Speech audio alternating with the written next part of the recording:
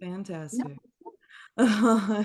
Being recorded. I'm not falling for any of your tricks. Be careful. But yeah, if no one has already noticed, we were on the Given stairwell with our Given shirt. We got the boys to clear out for an afternoon and let us use this. Oh, hold on, David. Hold on here. 1 second. You got muted. I cannot hear you. It's not your fault. It's not your fault. I think you just got it. You just in the way. I may have accidentally pressed a button. Okay, we're good. Bless you. Yes, I was saying we got the boys to clear out of the stairwell for the afternoon and let us use it so they could go like make out in one of the empty classrooms. There's plenty of them in this building. So they were very nice. Sweet. Very, very generous and left us the use of the. I'm very appreciative. Yeah. Actually, I was telling him this is my pitch for their new talk show, Live from the Stairwell. Yeah. Live from the stairwell. See, these are just free ideas. I sit around and I think of this stuff and then I just send it out. And if you just take it. I will make a note of that. You guys, did you see that Zoom is at max? Ooh. That's crazy. That's horrifying. We have been open for what, 3 minutes? I swear to God, let's add some more space. That's okay. Miki still can't hear anyone. Because you're covering everything. There you go. No. Questions. You took my questions away from me. I'm sorry. We're very together today. Good. All right. Thank you. Got you. Okay, I can't see your face, so it's awkward, but we're okay. He's right here. Oh, I found you. Hello. It is my fate. Alrighty, we're adding more spots so that more people can get in because what? But they said Zoom is at max capacity. We're gonna add more capacity. We have all these cool things called sponsors, and they gave us money, and we can do cool stuff like this now. Yeah. Isn't that rad? You guys, I want a sponsor. Right? I wish that I could just have that in real life, just have somebody sponsor me so I just, be able to just do things when I need them. I think we should all be walking around in like race driver outfits that just with sponsor patches all over us. Oh my God. Today's episode of Dave brought to you by Pennzoil and Mr. Pibb. I don't know. 1000%. Yes.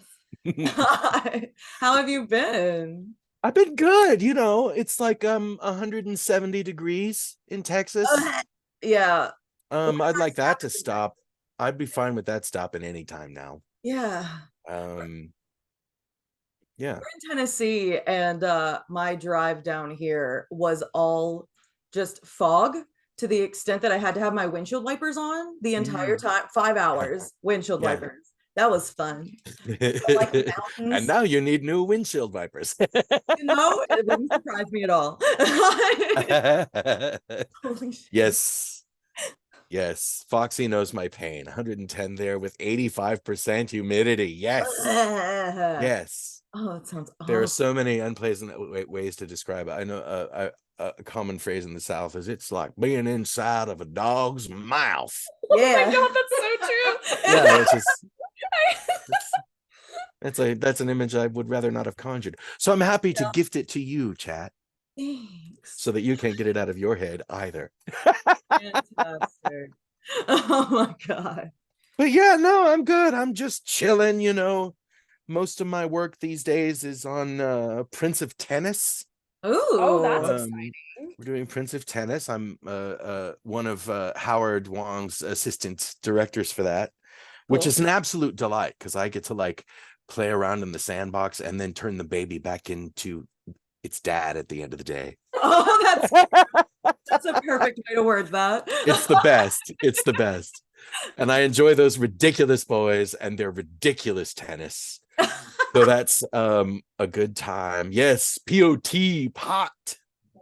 Okay. And I think we just did the dub at Sound Cadence a little while ago for Cutie Honey. Oh, just came out. That's on Discotheque. You can get that at like Right Stuff and think. I don't think the street date has happened officially yet. It's very soon if it hasn't already happened. But like, Right Stuff, they got it, so they're shipping it. yeah, So yeah. I can tell you, Cutie Honey is probably the most ridiculous dub I've ever worked on. Really? Why?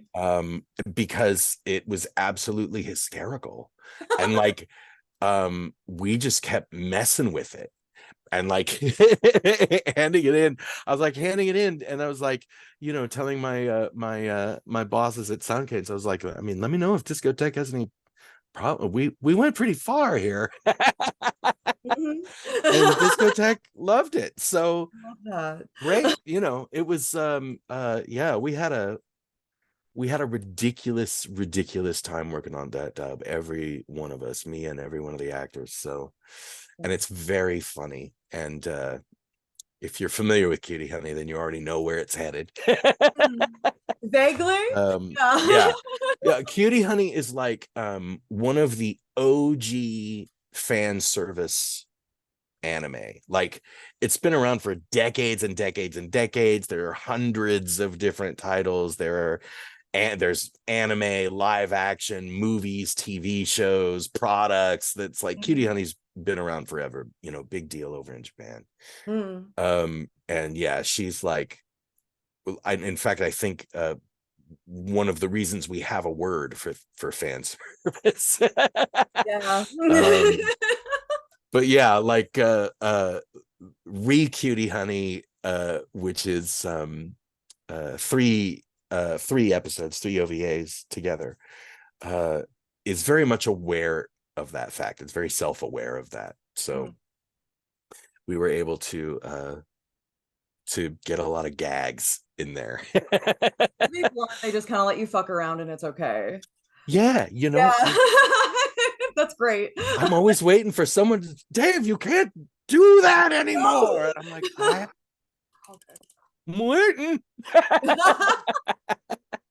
Okay, I think we have attendance figured out. We have enough room for people. We do. We're good. We're good now.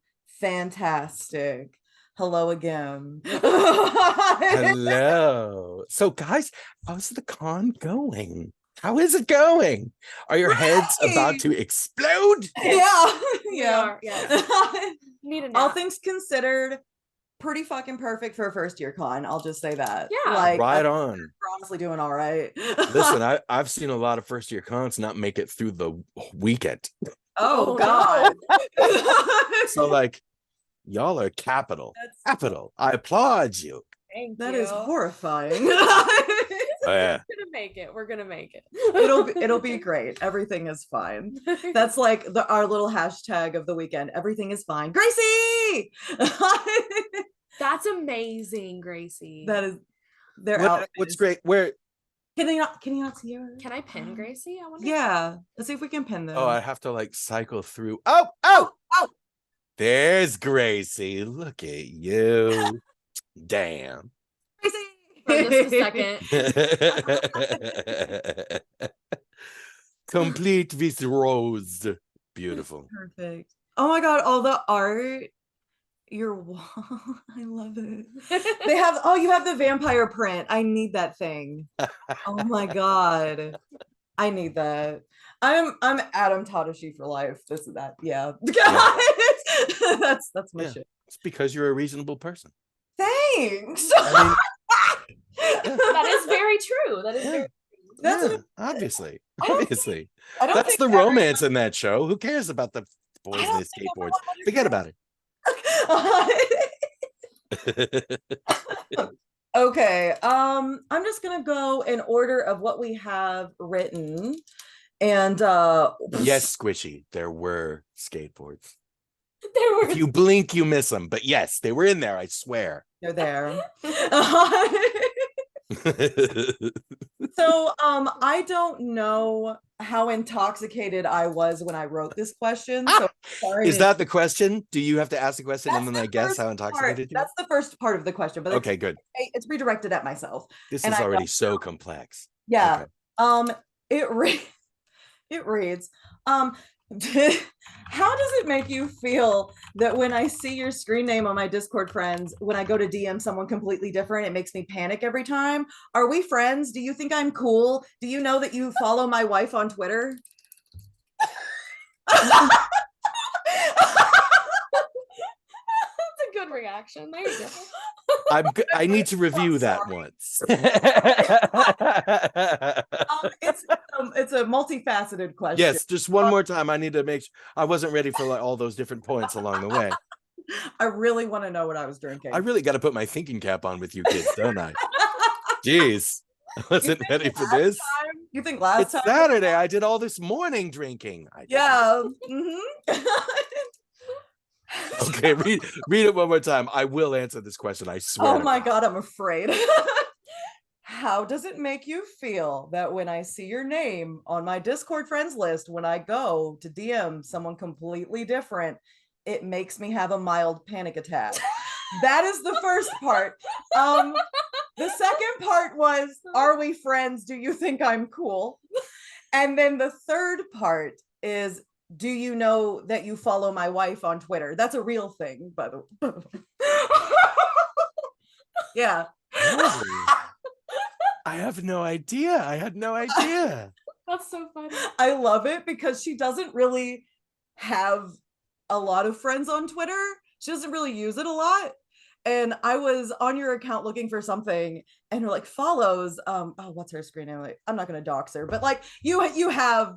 Yeah, I can screenshot it and send it to you. It's hilarious. She has like maybe like 30 followers. Fantastic. Well, that's just kismet. That's just fate. That's all that is. No, it's, I tend to like I go through, I'm not very good on Twitter. I check it like every day just to see if there are notifications I got to deal with or something, but like I do not have the Twitter mind. I was born in the 70s, right?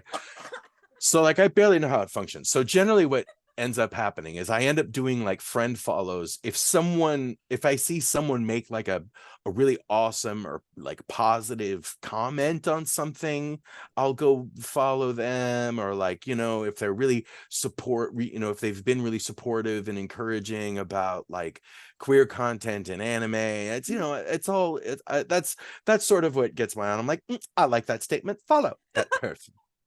So clearly your wife demonstrated some level of awesomeness. That's great. And I got sucked in.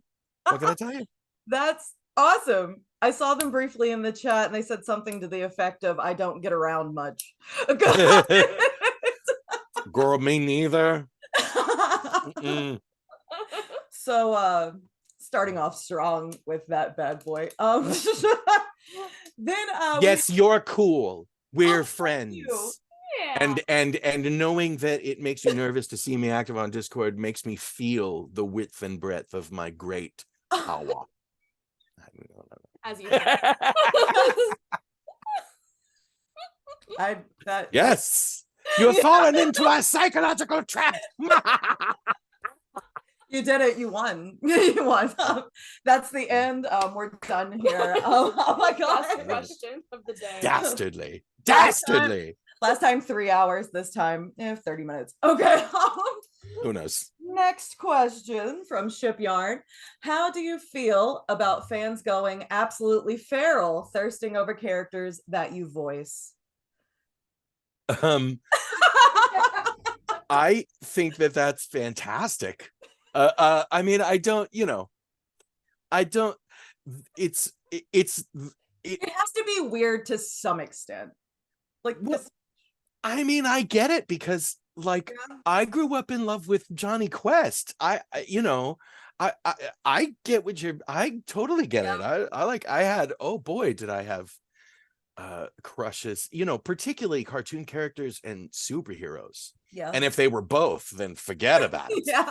That's how I knew I was gay, for Christ's sake. I love it. Yeah.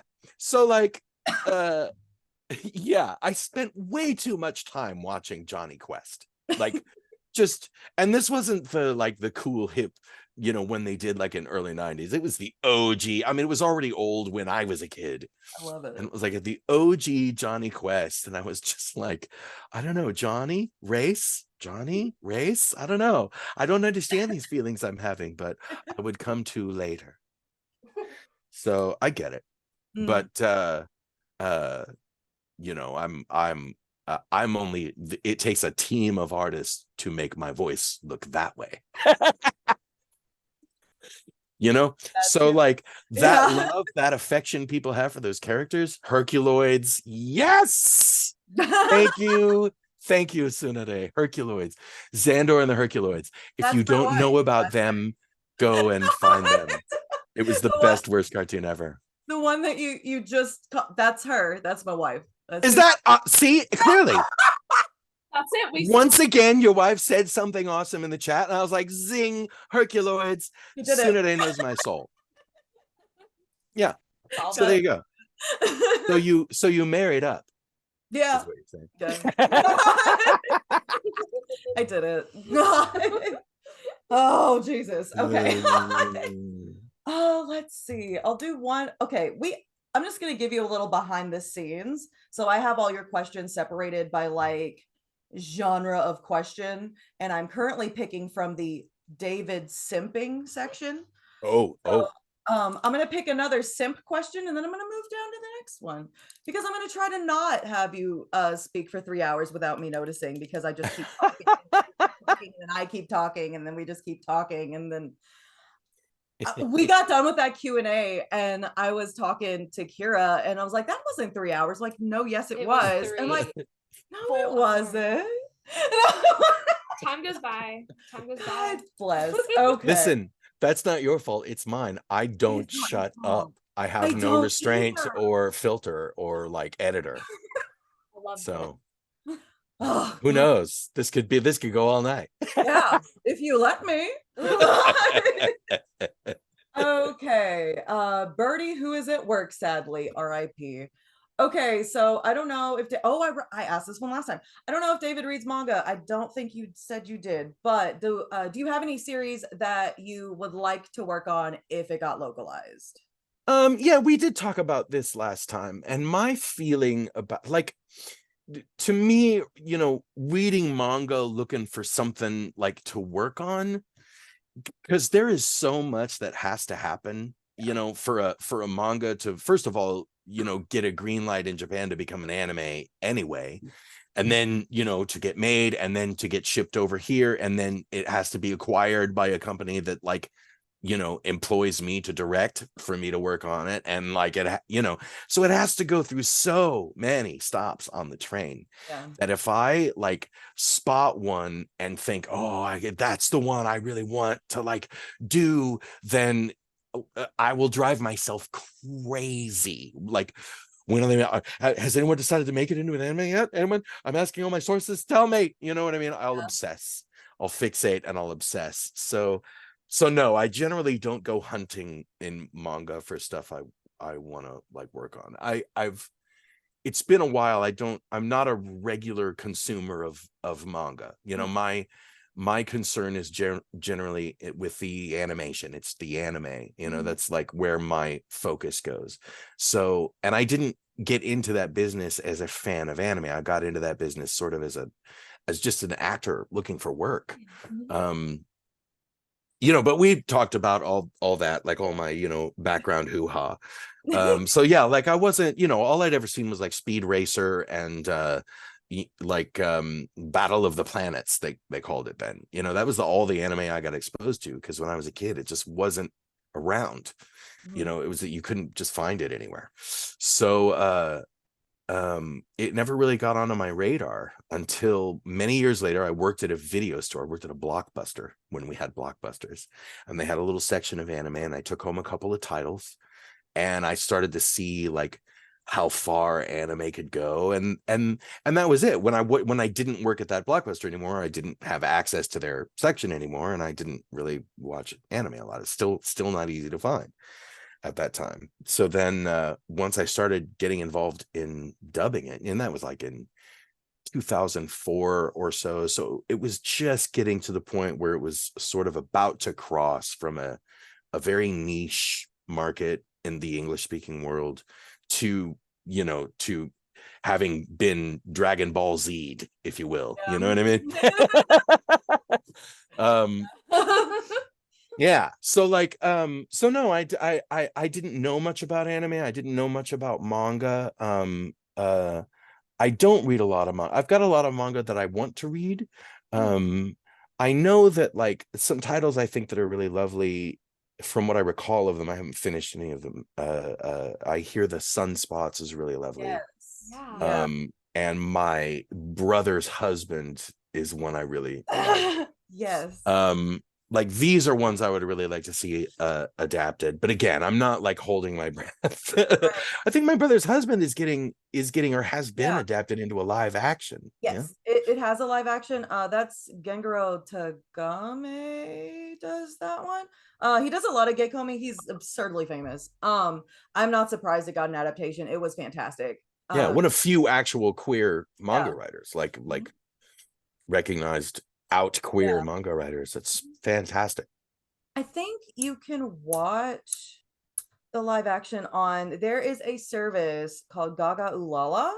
It's completely like LGBT centric East Asian stuff, and I think you can watch it in English there. Don't quote me, but I'm fairly certain. Oh God. Yeah, fairly certain that you can. I might be full of crap, but I think you can. Oh God. You got the connections, you got the intelligence. More I need to appoint you to my recon unit. Yeah, I know incredibly too many things. Can you scroll down just a little bit? yeah. Do you want to do one? Do you want me to just keep rolling the show? Oh God. Oh, you do one. Come on. Do one. It's all All the way right. here. Let's look.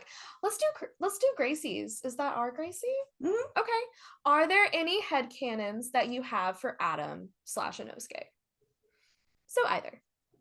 Because Either they persona. are different. Yes. I see a lot of like sort of multi-dimensional opportunities for Adam.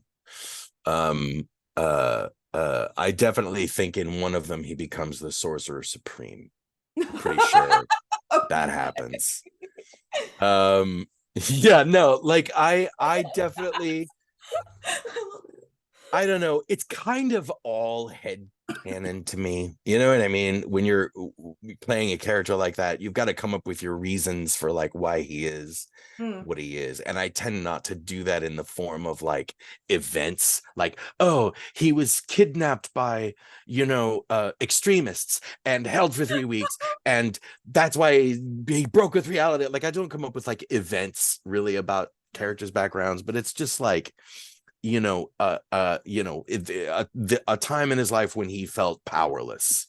What was that like? How did that feel? And with something like that, the show gives you a lot of reinforcement to demonstrate these things. So I try to like take the information I'm fed about a character from the show and just sort of imagine the extraneous circumstances of their lives around that. And like the show shows us very little of little Inosuke and his would-be butler, Tadashi.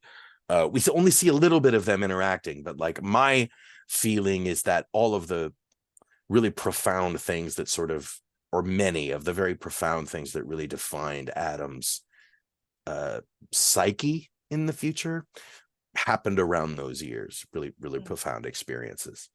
And so like for me, it's really about finding what their feelings are, what their visceral responses are to things. It's like, it's difficult to describe, but it's not very useful to me as an actor. Like I know that there are acting classes I've seen advertised where like the whole class is like at the end of the class, you turn in like a poster board with your character's backstory on it, right? Yeah. He was born in Omaha and Yeah. and for 3 weeks they thought he had croup or something, like, and Method acting. designing this whole like arc of events. And one time when they were in the 2nd grade, they wanted to run away from home because they didn't get their favorite, like all this little, like, to me, that's a distraction from where the beef is in finding a character. And honest to God, that system, it works great. I'm sure for some actors. It doesn't work great for me. For me, it's like, it's no good for me to fill in the details or like take one of those little acting workshops where they're like, draw us a picture of your feelings at age 9. And I get the idea of relating the abstract to the real, but like, this is a really long way of not answering your question, Gracie. No, it's great. But yeah, like for me, it's just sort of about tracing the sort of the psychological patterns, the subconscious patterns that develop in people over many, many years of practice, whatever they're practicing, you know, emotional responses or sports or whatever else. But like, headcanon, I mean, it would be a fun question to answer, but I would just be making them up because I tend not to extrapolate. I just let the story tell me what's going on, find my little ways of wiggling around within it, and hopefully bringing some life to it and some juice and like finding subtext. You know, that's really what acting is. The difference between acting and enunciating is subtext. You know what I mean? Yeah. Like an example of that is you know, it's an example I've used before talking about adapting scripts. But like, say you've got a line in an original in the original Japanese of an anime, and the line is, I am going to slide down this razor blade into that large canyon. What do you think of that? And someone responds by saying, I think that's a really stupid idea, and you should definitely not do that. You know, it's like literalism, right? But if there's subtext, you know, subtext is you hear a question, you hear someone say something like, I'm going to slide down this razor blade into this deep chasm. And the person responds with, yeah, I think that's a great idea. You should definitely do that. Yeah. Right? So like, that's irony because they're saying the opposite of what they mean, but it's also subtext because like that person obviously not only is answering that question sarcastically and to the contrary, but is sort of, the sarcasm suggests they might think this other person may be kind of an idiot. Yeah. You know, so you get character development there. You know, you get something illustrative of the deeper relationships between characters with one another or with themselves, right? Subtext. And subtext is well, it has to be unspoken to remain subtext. Yeah. It's something you feel. So that's what I'm looking for. That's like that's my version of headcanon. Is like, I'm going in to sort of find the difference between the words they're saying and what they really feel about the words they're saying. You know what I mean? Yeah. How are you today? I'm fine. Or I'm fine. Or Yeah. you know, like 3 different things, same words, many different ways to infuse them with some kind of meaning. So that was me not answering your question, Gracie. It was fantastic. You answered it so well. It was great. Like, If anyone doubts, we can go 3 hours. I mean, I did exit the simping section, but I think I just went right back. See? Yeah. Do you want to go back to the I think you do whatever you want. Okay. Darlings, there's time left. We can revisit it later. Okay. So much time. Okay. Oh, I think we asked one like this already. Let's see. Some of these are repeats. Yeah, so let's go down here. Greatest hits. I like it. The greatest hits. Okay, do you have any theories or anything you would like to see for Adam's storyline in season 2 of Skate? Oh boy. I mean, who knows? Who knows where they're gonna take him? I don't want to, I don't want to get my head set into a groove of like expecting certain events again or expecting certain developments. But what I really do hope is that if we do see more Adam, and I mean, who knows? It could be the boys have a completely different different hurdle to, I mean, who knows? You know, Adam might be a 5-minute flashback, or he might not show up at all. They might have a whole new problem to solve. What to get one another for the wedding. Yeah. Yeah. But if we do see, I mean, if we do get some more Adam, and I wouldn't be surprised if we did, but if we do get some more Adam, I would like to see some coming to terms. You know, I'd like to see some development on Adam's part, so that he's not just coming back with some new scheme. Right. You know, he's like, he's learned something. You know what I mean? Something, anything at all. Without like spoiling too much, but I'm going to assume everyone here has watched all of SK8. I hope. We're all here for a reason. And given the like scene that happens during the credits at the very end with the oh my god, what is it called? The big, I'm doing a really good job. Parachute! When he comes down on the parachute during it's Longa's birthday party. Longest. Yeah. It's very obvious that like he's not doing his mwahaha thing currently. Like we're adapting. I would like to think he's not going to go villain mode next season. Yeah, I mean, I wouldn't mind if he's still like a villain. Right? No. Yeah. I don't want him to be a goody. He needs to be like a chaotic neutral. Is what I'm thinking. Yeah. That's my headcanon. Maybe just like, you know, he's a sort of Obi-Wan, you know what I mean? Sort of Obi-Wan. Obi-2.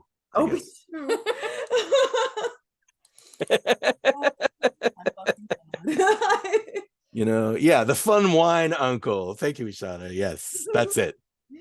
The fun wine uncle. Aunt Adam. That one was funny last time. You want to ask? Oh my god. Do you think Adam has stayed somewhat caught up on modern young people LGBTQ plus lingo, or would he be respectfully lost when navigating Gen Z Twitter? Oh, I don't think he'd even be respectfully lost. Right. Yeah. Yeah.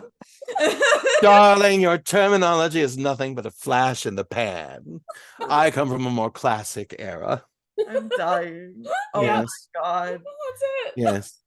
Yeah, no, Adam didn't need any queer literature past Oscar Wilde, as far as I'm concerned. A little Jean Genet, a little Oscar Wilde. But yeah, I think yes, I think if Oscar Wilde became the Joker in Batman, that would be Adam. Love it. That suits. Yeah. Yeah. You give me things to think about that I hadn't already thought of. He's like Oscar Wilde weaponized. Yeah. Oh my god, that one is so long. I like this one. Let's do this one. The Anon one. This was an anonymous question. Okay. So they say, I'm super curious about how you interpret adult Adam's feelings towards childhood friends, so Cherry and Joe, or the extent to which he has active feelings about them at all. Oh, definitely feelings. I mean, you don't smack a dude across the face at 50 miles an hour unless you got some feelings.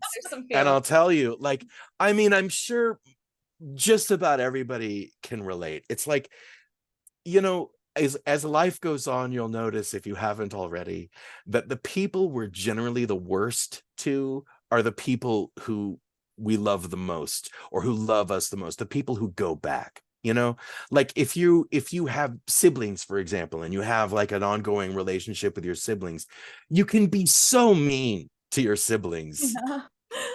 Like more horribly rude and terrible to your siblings than you would ever be to a complete stranger. You know what I mean? It's like, that's sort of an example of that. Or like your oldest friends, how you can just mess with each other and say something terrible, and like, you know, it's just like your friends, and either you're like, ha ha ha, yeah, whatever, or it makes you really mad for a while, and then you work past it and you get through it and you get over it. Or but it's like the people that mean the most to us are the ones who inspire the strongest feelings, the strongest emotional responses.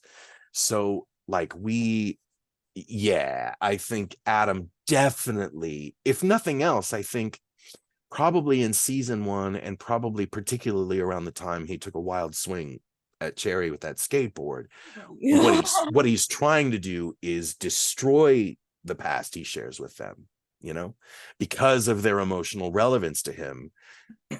Maybe he has to I mean, my opinion is that he has to be exceptionally cruel to them, particularly to Cherry, particularly to, and to Longa and Reki, as their like relationship is developing. He sees a reflection of his experience with Joe and Cherry in them, and maybe it's going better for them than he thought it did for him. And so he's jealous of them and just wants to show them how it's not great and it's going to go bad. And you know what I mean? Yeah. I think it's just all of his treatment, all of his nastiness towards those folks is just kind of a reflection of him trying to disassociate himself from his own past and his own feelings, and try not to show, to continue to absorb what he feels is weakness, an emotional attachment to these people who he doesn't even like really see anymore. Yeah, it's true. I always thought, and this was a hot take at the time because I was watching it as it was coming out, and so people are reacting as it's coming out, and everybody's mad because everybody hated him.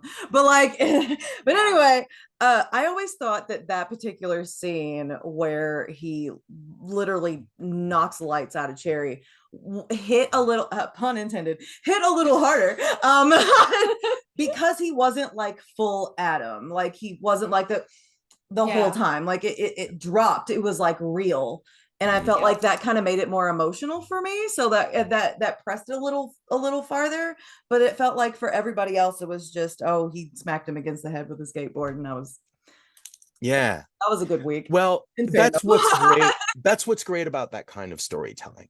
It's one of the reasons that the narrative of SK8 the Infinity, like that, we're still talking about it, right? So much other anime has happened since then, you know what I mean? Like, and we're still talking about it. And that's because that narrative is really rich. And if you want to just watch it and root for your heroes and boo at the enemies and like, watch the events go by and the really killer skating sequences, and like, you can get everything you need out of the title if that's what you're looking for. But if you're looking for like the subtext, the deeper relationships, if you're interested in that, there's a lot for you to find in there. But it's not like Tenet, you know what I mean? It's like, you don't have to dive all the way to the heart of it in order to get an experience from it. You can just watch the spectacle and laugh at the laughs and have a good time, or you can really look at it and wonder about the the other layers of the onion beneath that first one. You know what I mean? There's something there, I think, for just about anybody who's looking for just about any level of engagement with a narrative. I think that story gives that to you. Yes. I agree. Wanna do this one? Or this one? No, other way. Okay, okay, that's a new one. I remember in the first Q&A, this is by Rosie, that I saw. Hi, Rosie. She's in the other room. She said hi. They were here last time. You said that you preferred not to watch the subtitle first before you English. Watch the sub first. Do we need to subtitle you? Yes, please. For your portrayal of a character to be all your own when you do it. Have you watched the sub yet? And if so, do you have any thoughts on it? I have not watched the sub. I mean, the thing is, though, bear in mind, we're watching the sub when we work. As you're doing it. Yeah. So like, I mean, we don't get the subtitles that you see in a finished, when you're like watching the sub on Crunchyroll or whatever. But what we see is the video, the original Japanese video playing before us, and then we have the script next to the video that we're following, right? So basically all the anime I watch is subbed. You know what I mean? Yeah. And the subtitles are provided, third party. You know what I mean? But no, like as far as going back and watching them all told, it's difficult to explain. I mean, I don't want to sound like this is the only valid approach. I just want to be sure that everyone knows this is not the only valid approach. But for me, like most of my training, my creative training, I went to school as a music major. And more than that, I went to school as a jazz music major, right? So that's where my education, like what formal education I have in the arts, aside from I was a theater major for a while, but jazz, yes, jazz, Bo, jazz. Speed up. So yeah, so I was a jazz major. So my whole creative educational process was rooted around finding the skeleton of the song and then improvising with it. Right from the very beginning, they'd show us how to function with complex harmonies and how to do our own voice leading. And when you look at a jazz chart, so a chart or a lead sheet, what you usually see is sometimes, not all the time, you'll see one line of note heads where they'll write out the melody. You are the promised kiss of springtime, whatever. All the things you are, old jazz standard. You'll see the single line melody written out with the words. Below that, you'll see a staff that just has A7, and then D9 and then G7. And, so it'll just show you the chords. It won't show you how to play them. It'll just show you what the chords are.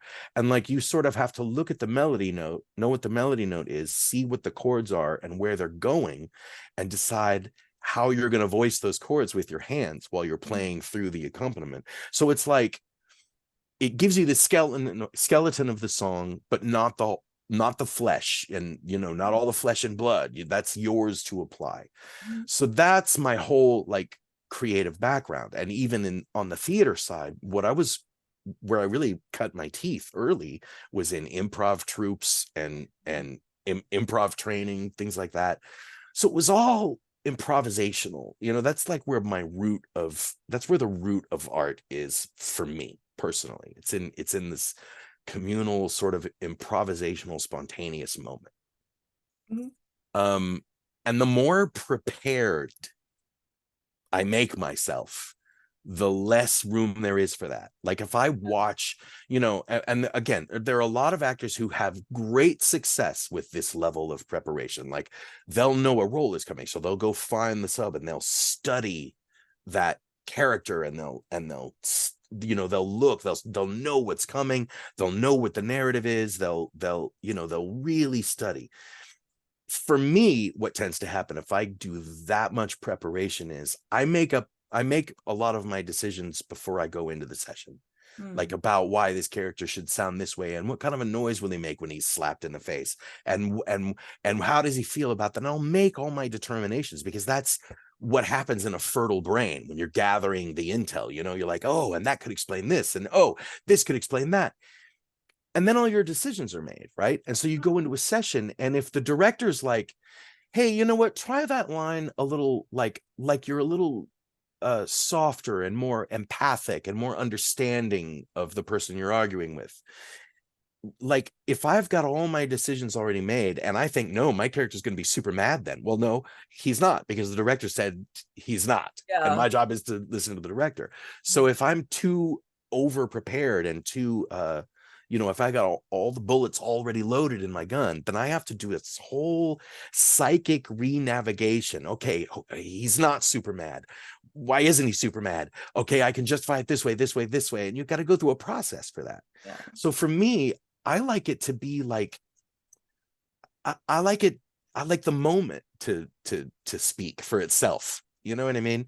And I'm this way both as an actor and as a director. And as a director, I love the first take, and I will often use the first take from any, from the actor. Not always, sometimes there are things you got to go back and fix, a mispronunciation of a word, a missed lip flap or something like that. And you often have to go back and adjust things. But I love the first take an actor gives, because they haven't seen the line before, except they read it a second before they had to speak it. They probably haven't seen the video. They probably don't really have any preparatory knowledge going in. So what you hear is the sound of someone who's reading the line and doing their best to like make sense of it and understand its context in the scene and understand what it's communicating to the character they're talking to. All things we do when we're in a discussion and I have to think of the next thing I'm going to say. I don't know what your next question is, so I don't know how I'm going to answer it. So it can get sounding artificial, then you go back and you do multiple takes, and a lot of actors just get cleaner and cleaner and cleaner. You know what I mean? And like, I like the little voice breaks, and I like the little, when someone doesn't, swallows a word, or like little imperfections in the lines and in the moments, because that's very human to me. And so you'll get like these whispered, it's like words can become like grace notes, in music. A grace note is like Cute. a little note that you play on the way to another one. You'll hear it in guitar players, like instead of just playing the note, they'll go, you know what I mean? Little grace notes that just kind of move you to the note. So like words can operate the same. Like, I don't know what you're doing to me, or I don't know what you're doing to me. Like, you don't have to hear all those words and understand all those words to hear the context and know what the line is. You know what I mean? So in that first read, that raw read, whether as an actor or a director, that's often where you'll get the most like honest read of a line. Unless the context doesn't make sense to you the first time you read it, or there's like a word you're not sure how to pronounce, which often, that happens to us often in this business. So there are all kinds of great reasons to go back and get a second, third, fourth take on things. But I love the first because it sounds conjured from the brain, because it is. You know what I mean? Yeah. Now, I used to be into acting, so all of this vibes with me a lot. Yeah, like I'll tell you, the best text on acting I ever read, and any of you who are in an acting school or taking acting classes right now, or have acting teachers or whatever, don't tell them I said this. Because this book is like, this is the book that none of your teachers want you to read. But I read a book called True and False by David Mamet. It was a book about the process of acting. And Mamet, if you know Mamet is a famous playwright and also a film script writer and occasional director, extremely talented wordsmith, one of the best writers living, right?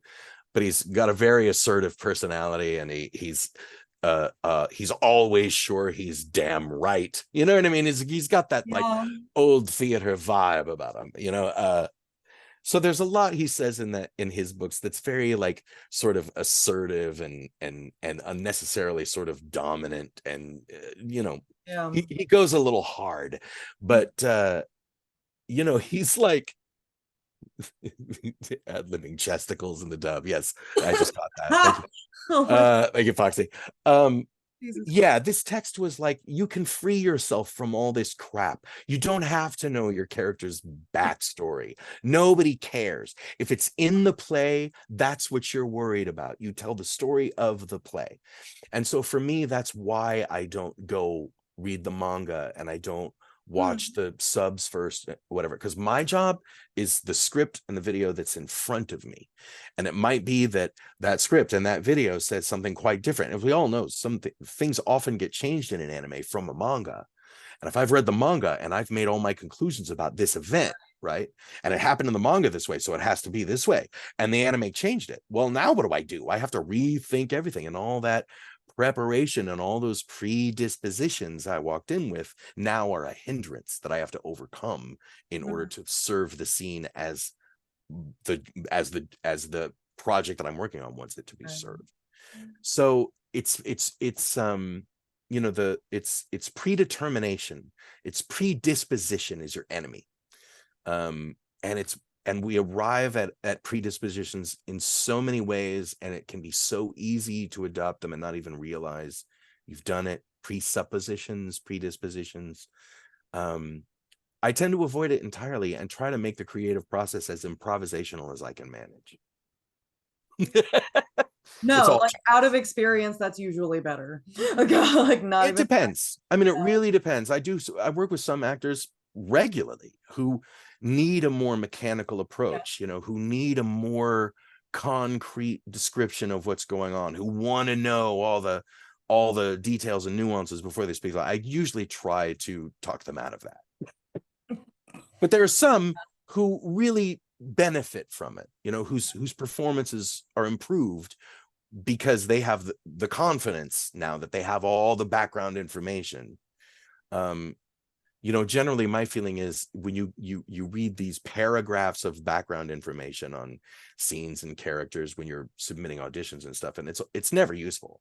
They never tell you what you need to know. Yeah. They'll tell you, you know, when you're auditioning for a role, they'll tell you stuff like, this character was born in the year of the cat, and his big turn-ons are long walks on the beach and men who aren't afraid to cry, and he wields a two-handed bastard sword, and he fires laser beams from his eyes, and he's afraid of dragons. That tells you nothing about that character. Yeah. Did he love his mother? You know what I mean? Like, is he afraid of the dark, or does he love the dark? You know, those are things that'll teach you about a psyche, about a character. Yeah. But like, he is gruff and militant and shoots a large gun. Like, anybody could do that. You know what I mean? So like, Foxy, weird business. Gotta unlock that childhood trauma to truly understand a character. Yeah, exactly. Oh my God, it's true. It's true. You know, that's another big problem in myth and acting, is that a lot of people want acting to be therapy. You know, people want acting to be an opportunity for them to exercise their demons and like come to terms with their struggles through the context of a character they're playing. But as an actor, that's not your job. You know what I mean? You got to tell the character story, not yours, through the character. It's a very fine line. And I'll tell you, none of these are questions you asked. This is why we go for theater. I love it. As a director, I've often had people, when they knew that a show was coming up and I was directing it, or like I had sent out auditions for it, there are times when I'll get messages from actors who were like, you know, people I know, not people who are just coming at me out of nowhere, but like they'll write me and they'll say, you know, one of the reasons I really connect with this character is because they're having this sort of scenario in their lives, and it's just like what happened to me in my life at this time, and this is how I did it, and I really, and like they'll start making the character into themselves. Well, you do need to relate the character to yourself. You do need to find the bridges between you and a character. But too often an actor who writes a message like that is someone who what they want to do more than anything else is tell their story using that character as a megaphone. And I'll do all I can to avoid allowing that to happen. You know what I mean? Because again, you're coming in with presuppositions, predispositions. And if the director wants you to take an approach to that character that's a little different from the memory of your experience in high school, you know, it's going to become a fight, and we don't have time to fight. You know what I mean?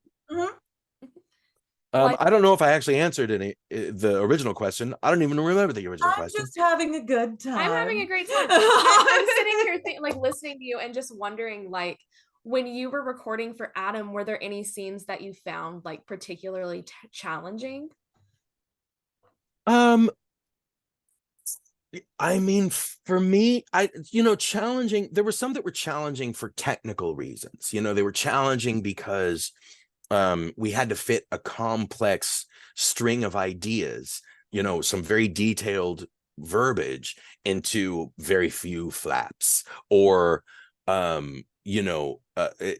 or when he's really like yelling, screaming, losing control. Those things are technically challenging. But for me, like, playing a character like Adam is kind of the opposite of challenging, because it's like all bets are off. Adam is completely unrestrained. Yeah. He's Batman. That's his Batman. Adam is Inosuke's Batman. Yeah. Right. So when he's Batman, he can do, if he can dream it, he can do it. And he does, so it's like walking into a world where there are no rules, there are no restrictions on you, there are no strictures to tie you down. You don't have your abusive aunties trying to hammer you into the life they envision for you. You don't take shit from anybody. Even Tadashi, the closest person in your life to you, he tries to tell you what to do, you will do the opposite. You know what I mean? Like, so it's incredibly freeing. I mean, it's like hang gliding. You know what I mean? You just find the draft and the wind and you sail. So yeah, I mean, there were things that were technically challenging. There were things that were emotionally challenging, insofar as like, I hope in my life I have never, will never, would never treat anyone the way Adam treats Tadashi. Or, I mean, so things like that, doing stuff like that, and like, those really vicious, unhinged, evil moments, those moments where you see Adam's real dark side, like that's something I have to conjure. But we've all got that in us. So for me, that's a chance to like walk on the dark side with no real consequences. You know what I mean? True. Yeah. Interesting. I love Yeah. I do too. I love that. Yeah. Yeah. Some BL questions. Do you want to pick one out of here? I'm okay. Okay. Yes, thank you. It's VII 7. Are you 7? Are we now going to get like a whole horde of like Batman Adam? We have Jazz Adam. We have Art. Batman Adam. Somebody did draw a Batman Adam in the Discord, in the con Discord. Perfect. Yeah. See, we're already on this. Amazing. Brilliant. All right. Let's see. Let's see. Oh, we can do some given questions since we're in the given hallway. So What? Oh God! I have one completely unrelated Okay. after you've done your thing. Oh, God, live your okay. life. All right. Let's see. Harris is asking, when you were directing the dub for Given, what was the process like to juggle between directing actors local to Dallas and LA-based actors via remote? Well, everybody was remote on Given. Wow. Okay. Every single actor who recorded on Given recorded remotely. Oof. So that answers your question. I mean, it was fine. It was fine. It's like, it's not a difficult process. It's as long as the actor that has a good mic and a reasonably well treated room, it's fine. And I actually love, like, actors. Again, it's different. Everyone's different. And actors and their approach to acting. There are many approaches to acting as there are people who approach acting. You know what I mean? But most of the time, what I've found anecdotally over these last several years of quarantine and working from home and all that stuff, actors are more comfortable in their home, and they're a little freer and a little looser in their home. And so you can take an actor deeper into a more honest place when they're in the comfort of their home. That's something I've definitely noticed. I think that when during the quarantine times, especially like 2020, all the anime that we were doing at what was then Funimation at the time, all of it was done from remote recording. In fact, in most cases, from a kit that we were sent by Funimation. Many of us, you know, at the time it had to go like overnight. We had to get ready to get back on the horse over almost, you know, we had very little downtime. You know, Funimation was going to lose a lot of money because of this simuldub model. They were going to miss a lot of deadlines, right? So we had to get moving. So they issued us an iPad and a little USB condenser mic. And most of what you heard, you know, end of 2019 and 2020 was recorded from actors on an iPad. Yeah. Yeah. Shit. Most of Adam was recorded on an iPad with Those a sound USB guys. condenser mic. Yeah. Yeah. Which of course, I mean, the onus of that falls upon the engineers who have to do the mixing at the end of the day. But nowadays, no, I mean, you know, actors over the past several years of quarantine, when everything got switched to working from home, actors got really good booths together, and most of us have one now. So no, Given was recorded. Even actors who could have come in for their session didn't. They recorded from home. Nice. So yeah, it was 100% remote. So was Case Study of Vanitas. So was, you know, we started SK8 the Infinity before quarantine. I think we had it, you know, we were like halfway, a couple of episodes in, and then quarantine hit, and the rest of that show was recorded for the most part on iPads. So wild. I know. Yeah. Yeah. You said you had a question. I had one, but I'm trying to think of how to word it. Okay, so I recently started watching the dub for Uramichi Oni-san. Uramichi, the one, it's the guy that he's like the host of the kids show, and it's like a parody. And Right. Yes. Okay. Yeah. Yes, Okay, yes. I'm trying to think of like what the English title is. I can't. I was in the middle of Googling it, but that was rude. What is that in English? What was that? Life lessons. Yes. Thank you. Okay. Your character in that freaking show is best hair in anime. I freaking love them. Yeah. I was trying to think of how I wanted to phrase it, because in our last Q&A, we talked about like casting very obviously queer characters with queer actors and not making them come off like a parody. And I felt like that was a character that could have fell prey to that. And I loved them, and I thought it was perfect. Well, I just wanted to comment on that. I appreciate that. There is a very fine balance, and it's like it can be particularly difficult on we queer actors, because what's generally what the state of things is now, for the most part, is that the dubbing studios are not thinking about queer representation from the production level, right? They what they have largely done is they go to their regular directors, and you know, queer or not, it doesn't matter. What happens is they go to their regular sort of in-house directors, and then if they have a queer role happening, they just decide to get a queer actor to voice it. And they feel like, you know, that's enough to give it its legitimacy and give it it's not. The person who's responsible for telling that story needs to understand the story. So what happens generally is you'll get a not queer director, a not queer scriptwriter in most cases, and then they'll hand that off to a queer actor to do the queer role and hope that it legitimizes it and keeps them from getting yelled at over it. But more often than not, it ends up being a really stereotypical character because it was written by straight people overseas and it's now being adapted by straight people here, right? It's a big problem. I've been talking about it till I'm blue in the face, but right. I remember last time we brought up Kristoff from Yuri on Ice. Yeah.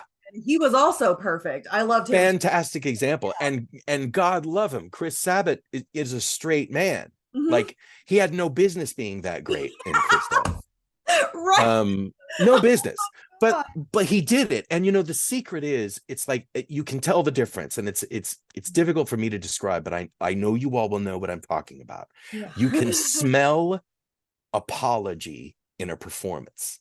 That's You a good can way to phrase it. smell, like, you can smell the actor sidestepping around the parts that make them uncomfortable, and just kind of hoping you won't notice. The key to taking a stereotype like that character, like the character in Uromichi, the difference is portraying them with no apology. Mrs. Hudson from Case File Kabukicho was same style. Like, the Japanese portrayal of Mrs. Hudson in that show was pretty straight up stereotypical.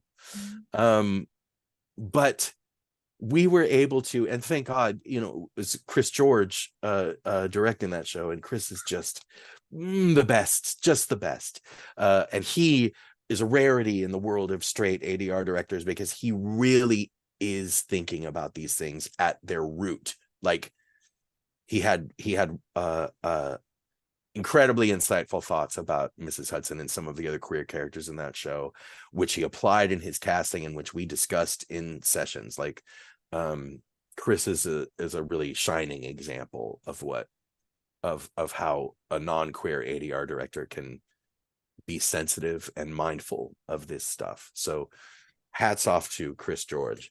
But yeah, Mrs. Hudson could easily have been one of those, but the difference is you make no apologies for them. Chris Sabat made no apologies for himself as Kristoff. He was so completely, like, he owned himself. You know what I mean? Yeah. And that's the difference. So yeah, and it can be harder to find that in some characters than in others. There have been in the past some characters, like, queer characters that someone hired me to play, and I've gone so far as to go in for session 1 and see how it's playing out, and like, I've had to say, you know what, I can't do this, I'm really sorry. That's happened a couple of times. Sometimes there's just no saving it. I'm like, well, what do we do? And I'm like, well, my advice is just get a straight actor to do it, because, like, that's who wrote it. You're not going to make it any better. You know what I mean? You're never, no matter what you do, you're not going to make it like a comfortable place for a queer actor to inhabit, and a place for them to speak of themselves and of their, sing the song of their people. Song of their people. Yeah. Oh my God. Sometimes the anime just won't let you do it. So like, just have a straight actor do it, embrace it. Commit. Yeah. No, I just thought that these questions would be good follow-ups. Hey, do you want to ask your question? Follow-ups. This was me. Follow-ups. Was I intoxicated during this one? Let's find out. I asked, when it comes to content that's considered problematic or hard to understand from a Western point of view, say like people hating on Adam, where is the line for you? Like, do you feel it's okay to like characterization that's intended to be hard to stomach, or could it be seen as giving queer media, in the example of like someone like Adam, a bad rep regardless of how it was intended? So like, if there's a queer character and he's a bad guy but we love him anyway, are we bad for loving that character? I guess. Oh, asking. Is it bad? No, it's listen, the thing is, we like to see, as audience, and particularly in media of the last several years, sort of imagine as the crystalline example of this, the rise of the Avengers movie, right? Yeah. The superhero movie is back, and that is literally Captain America, red, white, and blue, and a shield against evil, right? So a lot of our storytelling right now in film and in television, but for some notable exceptions, is very black and white, very good and bad, very straight. You can find a real easy line between the good guys and the bad guys, and that's great in our storytelling, in a certain element of our storytelling, but we all know it just don't work that way, right? So the thing about a character like Adam is, if he didn't anger you, and if he didn't make you think, how could he be so horrible to these people? How could he do this? Then I'm not doing my job. You're supposed to think that about that character, Right. you know what I mean? Right. But what I really liked about Adam, what I noted in him early, I mean, as of the audition, was I saw an opportunity for someone who, a lot like, and we talked about this last time too, a lot like Dr. Frankenfurter in Rocky Horror. Like, this was a person who had found his inner power. You know, I mean, ostensibly the story of that character as a trans, you know, as a trans person, as a you know, the sweet transvestite, they called it in the song. Who has gone through that journey. And we know, because we live in the world, that people, you know, at that time, the time Rocky Horror Picture Show was released, and to a great extent even still today, see someone who has reached that level of self-awareness as a threat. Right. Especially if the awareness of themselves that they've achieved is outside the heterosexual weenie roast of society. You know what I mean? The heterosexual cisgendered barbecue. I don't know whether they're having it. I've never been. I don't really like barbecue. Anyway, I think that's because we all live in the South. Right. Yes. Other than we are. Holy shit. You know, they're supposed to be, those characters are supposed to be reviled for their actions. But the trick is there a way to find empathy for them despite their actions? Is there a way to be the good guy by forgiving the evil? You know what I mean? Like, it's an opportunity the audience gets with a character, particularly a character like Adam, who, like Dr. Frank, has had this moment of self-actualization, is living a life, I mean, at night behind a mask. It's Batman. It's his Batman. But he, for a certain number of hours every week, gets to live as what he sees as his authentic self. And because that authentic self that lives in him is disempowered by society, right? For being queer, for dressing really flamboyantly and outlandishly, for, you know, all these things that define Adam, not necessarily Inosuke, but Adam. All those things threaten society. So society is going to see him as a threat. And he, being who he is, coming from the background he comes from, decided, well, if you're going to see me as threatening, then I'll be happy to threaten you. You know, it's a reclaiming of his power, which I see as a heroic act. Obviously Adam did a lot of things that were not heroic. He had a noble heart. I think he had a noble soul, a noble goal, but he was broken. You know, he did not understand what love was. No one was there to teach him that. So he thought he understood that love was violence and love was domination, you know, and that played itself out in every aspect of his life, as Inosuke and as Adam. But you know, so he's supposed to make it. Let's say he's like the Joker, right? You're not supposed to have sympathy for the Joker. You're not supposed to have sympathy for a guy who can blow up a boatload of people or bring down a building, or, like, you know, these horrible things in the comics and in the movies that the Joker has done. You're not supposed to have sympathy for that. But what you're supposed to understand, I think, what the writers want you to understand about the Joker is that he was crafted, he was made.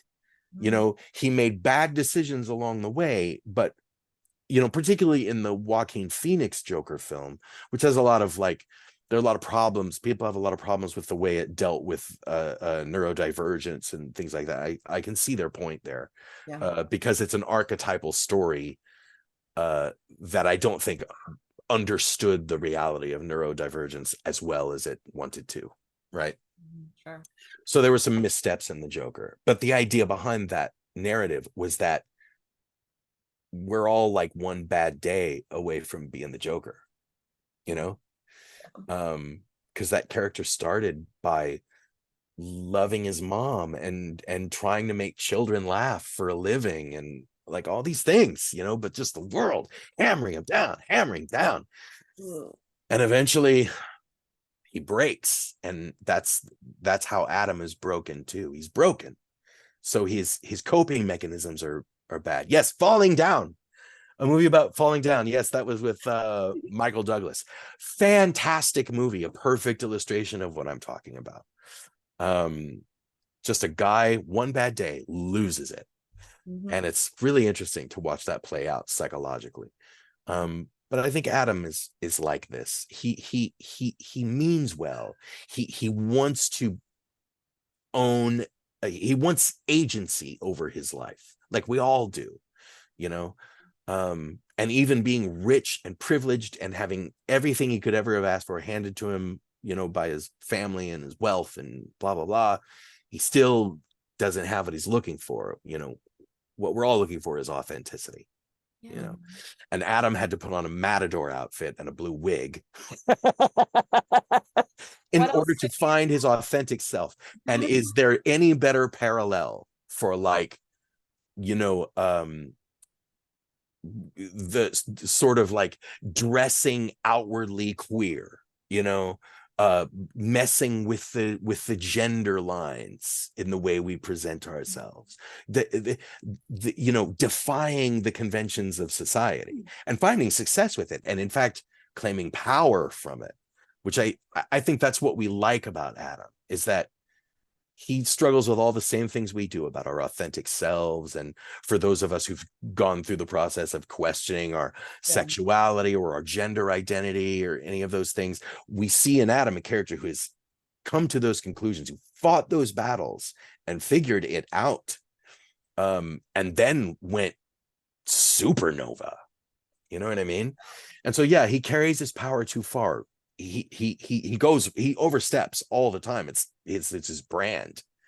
But It is.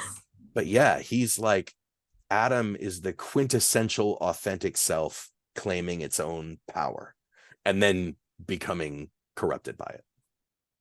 Yeah. Shakespearean, really. It's validating to watch, I feel. Yeah. Because that's not something you can realistically do yourself. And so you watch Adam just fly off the handle. And do you know how hard it is to find a good matador outfit? No, right? Impossible. That's Gracie. You probably had to make your own, didn't you, Gracie? Do you know how much money goes into one of those things? Oh my Yeah. God. What was that thing that I had you save? Oh yeah, someone. I saw something in the comments that was really good. I don't remember. Let me get it. Also, someone said they thought it was interesting that Adam is both Batman and the Joker. Yeah. It's this one. Okay. They while we were talking, they go, it's so disheartening to see that the majority of queer characters have to be seen as palatable in order to like have people like them. Let there be all varieties of queer characters. But like on the flip side of that too, there's also this stigma of like the queer one has to be the bad guy. Yeah. The queer one has to have something wrong with them, or they're crazy. Like, well, the line is just, yeah, it's never going to be perfect, but no, we live in a strange time. Yeah, that the queer villain, you know, I mean, we have Disney to thank for that. Yeah. I think we were talking about this last time too. And Bond movies, and yeah, like old Hollywood, you know, they queer coded all their characters. Yeah, I mean, it's extremely toxic. It's very old school. It's a very old way of thinking, and it doesn't really help us anymore. You know what I mean?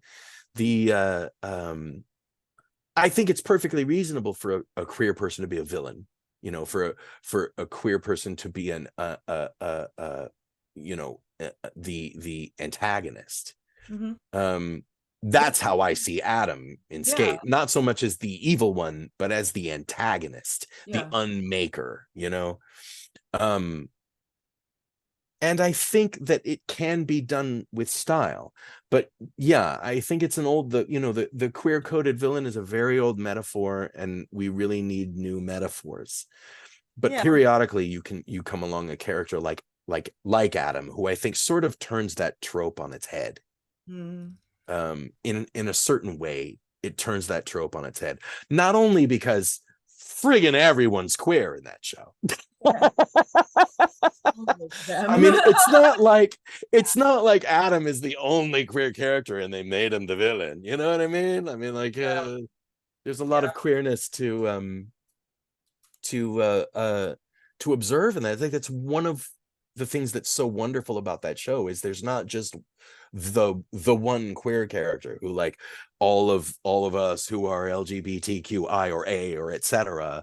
are supposed to find a way to identify with. In a show like SK8 the Infinity, they're everywhere, and you can identify with the sporty one, you can identify with the warm one, you can identify with the hungry one, you can identify with the cold one, the lazy one, the crazy one. You know what I mean? Like, instead of like, oh, there's the one queer character, thanks for the representation. You know what I mean? Or like in shows like Given, have all kinds of queer characters for you to identify with. You know, I mean, I don't know about you guys. I find pieces of myself in every single one of them, from top to bottom, all the way down that cast list. I find myself in every one of those characters. So it is getting better, and I think one of I mean, there are times I've just said straight up no to, like, I've gotten an audition or something, and it's like, this is the villain, and he codes a little gay, and I'll read a little into the show and find out he's the only one who codes. Well, we don't need that. But the reason I was absolutely fine with a role like Adam, even though he was clearly the antagonist, I mean, nobody but the antagonist shows up singing opera in the opening scene, you know, in his introductory scene. So true. You see someone singing opera, it's a villain. But like, because he wasn't the only one, and because he was just another facet of queerness, and because I saw so many bridges between him and Frankenfurter, like, being reviled for exactly the same reasons. And Frankenfurter wasn't no angel. He was doing some messed up stuff, right? He was villainous. But like, it was one of the many ways in which he could claim his power. And I think it's all right for a queer person to claim their power and make the straights afraid for a while. You're right. Yes. I will take that. Any variety of straight uncomfort is usually fairly. Yeah. If they're uncomfortable, it means they're learning something. Right. Okay, so we have a single My Hero Academia question. So let's get it, because we have not talked about it at all. We didn't last. What would be my quirk? Finally, what quirk would I pick? I would like to know that, but what they did ask was, okay, since you were already part of the cast as Mr. Snipe at the time Tetsutetsu was introduced, did you ask to play him as well, given his similarities to Gajeel, or were you asked to do the role? Oh no, no, I did not ask. One would not ask to play a part. That's a pretty good way of not getting a part. Interesting. No, in fact, I believe, of course, Colleen Carroll, who cast me in that show, and I believe that although Snipe did come up first, I think Colleen probably already had me dog-eared for Tetsutetsu. I don't know the answer to that question, but it wouldn't surprise me to learn that Colleen was aware that she was going to use me in both those roles from my first casting. Colleen is very, like, thorough. You know what I mean? She's dedicated and she's very thorough. So it wouldn't surprise me at all to think. And, and plus, because Justin Cook was doing Kirishima, and Justin and I share some vocal qualities. And I think Colleen was again, I'm just guessing, but I think Colleen was probably looking for an actor who would kind of be a mirror of Justin Cook's Kirishima, which is what Tetsutetsu is, of course. Right.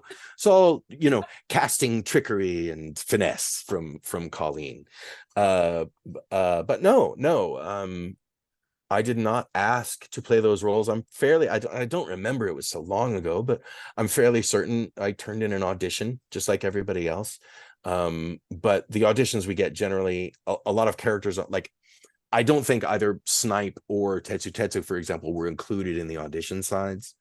But what a lot of directors do is they send out like 4 different characters in audition sides, and you want to read for everything so that like they can hear your voice. And then like as a director, I send out audition sides with just a few characters on them, and then like I'll cast other characters from those reads, because like someone may turn in an audition for Vanitas and not sound like a Vanitas, but be awesome and end up playing Vanitas's brother. You know what I mean? So stuff like that goes on in casting all the time. But like one thing we can't do, there's just not time, resources, money, or headspace to send out an audition for every single character that comes along. You know what I mean? Like you'd never stop auditioning, you'd get no work done. Yeah, absolutely. You want to ask some more about BL? Let's see. Options. I know there's so many questions. Options. Oh my god. Let's do a Stranger by the Shore one. My babies. I know. We asked this one last time, but we can bring it back up a little bit. That's a good one though. I'll talk about it forever. I know. In Stranger by the Shore and Shu's flashbacks, he overhears a classmate ask another classmate, "Doesn't Shu seem a little femmy to you?" Did you have any input on this translation, and what are your thoughts on this line?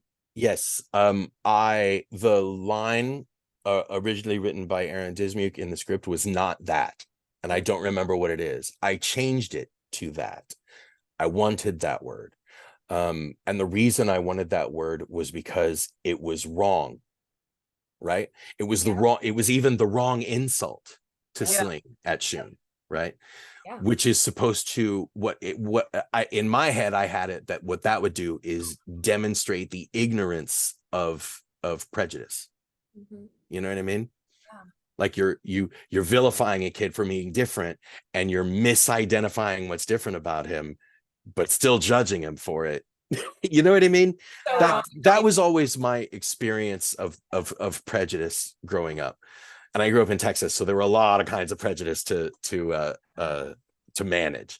But the thing about prejudice is stupid. Yeah. Stupid. Like it can't connect the dots. And like, people don't even, people just see brown skin and they don't know which like shade of brown is, or what nation it comes from, or why it's a thing, and they're just like, oh, brown bad, all brown people are bad, and they don't even know what that means. You know what I mean? Which is why you'll have people using the wrong like bad word for people of Hispanic descent. You know what I mean? Like they'll call you the wrong word even though it's still bigotry, and it's still like prejudice is dumb. And there were a lot of layers on that onion in that one word. And yeah, like I had to think about it for a while, but I used the word femi because I wanted prejudice and to be stupid. You succeeded. Yeah.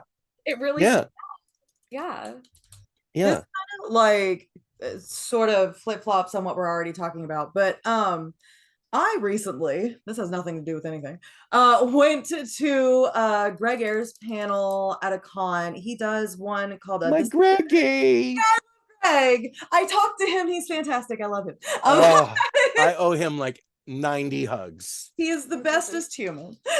I talk about my wife all the time. I met my wife in his It Gets Better panel about 6. It did get better. See, he was right.